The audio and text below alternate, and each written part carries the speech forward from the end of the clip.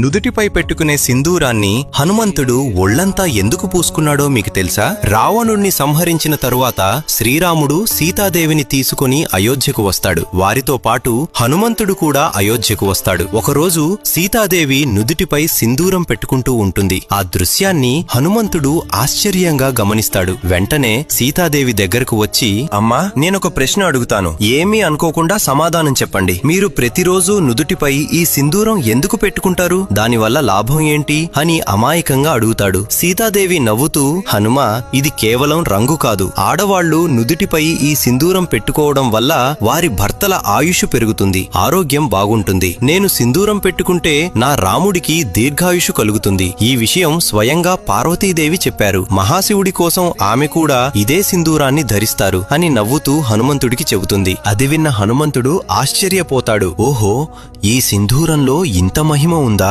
అంతే ఆలోచిస్తూ హనుమంతుడికి ఒక ఆలోచన వస్తుంది. సీతమ్మ నుదుటిపై ఒక చిన్న బొట్టు పెట్టుకుంటేనే నా రాముడికి ఇంత మేలు జరుగుతే, నేను ఒళ్లంతా పూసుకుంటే ఇంకెంత మేలు జరుగుతుందో అని ఒక్క క్షణం కూడా ఆలస్యం చేయకుండా సింధూరాన్ని తన 2 చేతులతో తీసుకుని ఒళ్లంతా పూసుకుంటాడు. అది చూసి సీతమ్మ ఆశ్చర్యపోతూ వెంటనే పొరుగెత్తుకుంటూ వెళ్లి శ్రీరాముడికి జరిగింది చెబుతుంది. కొద్దిసేపటికి ఒళ్లంతా సింధూరంతో నిండిన హనుమంతుడు అమాయకంగా నుదుటిపై పెట్టుకునే సింధూరాన్ని హనుమంతుడు ఒళ్లంతా ఎందుకు పూసుకున్నాడో మీకు తెలుసా? రావణుణ్ణి సంహరించిన తరువాత శ్రీరాముడు సీతాదేవిని తీసుకుని అయోధ్యకు వస్తాడు. వారితో పాటు హనుమంతుడు కూడా అయోధ్యకు వస్తాడు. ఒకరోజు సీతాదేవి నుదుటిపై సింధూరం పెట్టుకుంటూ ఉంటుంది. ఆ దృశ్యాన్ని హనుమంతుడు ఆశ్చర్యంగా గమనిస్తాడు. వెంటనే సీతాదేవి దగ్గరకు వచ్చి, అమ్మా, నేనొక ప్రశ్న అడుగుతాను, ఏమీ అనుకోకుండా సమాధానం చెప్పండి. మీరు ప్రతిరోజు నుదుటిపై ఈ సింధూరం ఎందుకు పెట్టుకుంటారు?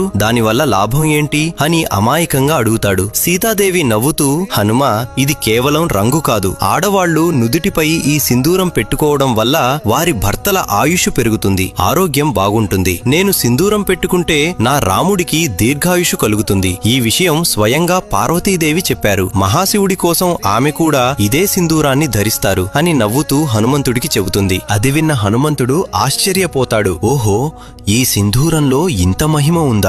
అంతే ఆలోచిస్తూ హనుమంతుడికి ఒక ఆలోచన వస్తుంది. సీతమ్మ నుదుటిపై ఒక చిన్న బొట్టు పెట్టుకుంటేనే నా రాముడికి ఇంత మేలు జరుగుతే, నేను ఒళ్లంతా పూసుకుంటే ఇంకెంత మేలు జరుగుతుందో అని ఒక్క క్షణం కూడా ఆలస్యం చేయకుండా సింధూరాన్ని తన 2 చేతులతో తీసుకుని ఒళ్లంతా పూసుకుంటాడు. అది చూసి సీతమ్మ ఆశ్చర్యపోతూ వెంటనే పొరుగెత్తుకుంటూ వెళ్లి శ్రీరాముడికి జరిగింది చెబుతుంది. కొద్దిసేపటికి ఒళ్లంతా సింధూరంతో నిండిన హనుమంతుడు అమాయకంగా